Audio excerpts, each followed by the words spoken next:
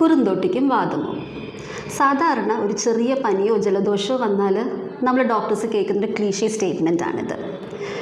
Doctors mental health എന്നത് ഇന്ന് നമ്മുടെ ലോകത്ത് വളരെയധികം പ്രാധാന്യം അർഹിക്കുന്ന ഒരു ടോപ്പിക് തന്നെയാണ്.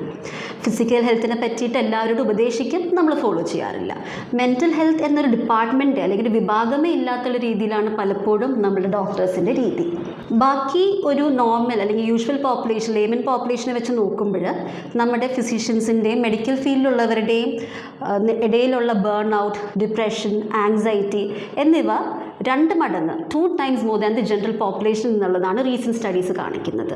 മെൻ്റൽ ഹെൽത്ത് ഇഗ്നോർ ചെയ്തുള്ള കോൺസിക്വൻസസ് ഇത് തന്നെയാണ്. ഇപ്പം റീസെൻ്റ്ലി നമ്മൾ കാണുന്ന സ്യൂസൈഡ്സിൻ്റെ എണ്ണം എത്ര പേരാണ് ഡോക്ടേഴ്സ് ഉള്ളത്? എന്താണ് നമുക്ക് ചെയ്യാൻ പറ്റുക?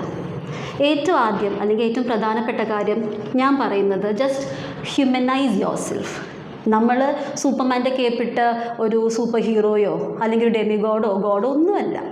ബാക്കി ഒരു സാധാരണ വ്യക്തിക്കുള്ള അതേ ന്യൂറോ അനാറ്റമി, അതേ ഫിസിയോളജി, അതേ ബാക്കി ഫങ്ഷനിങ് തന്നെയാണ് നമുക്കും ഉള്ളത്. നമുക്ക് വരുന്ന അതേ അസുഖങ്ങൾ, അത് മെൻ്റൽ ഹെൽത്ത് ആയിക്കോട്ടെ ഫിസിക്കൽ ഹെൽത്ത് ആയിക്കോട്ടെ, നമുക്കും വരാനുള്ള സാധ്യതകളുണ്ട്. മറ്റൊരു വ്യക്തിയെപ്പോലെ നമുക്കും മെൻ്റൽ ഹെൽത്ത് ഇൽനെസ്സസ് വരാനുള്ള സാധ്യതയുണ്ട്.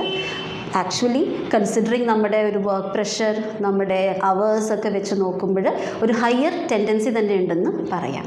നമ്മൾ ഹെൽത്തി ആയിരുന്നാൽ മാത്രമേ നമുക്ക് മറ്റൊരു വ്യക്തിയെ നോക്കാൻ പറ്റുള്ളൂ എന്നുള്ളൊരു റിയലൈസേഷൻ എന്നും എപ്പോഴും നമുക്ക് വേണം. Time for your self, time with your family, time with your friends.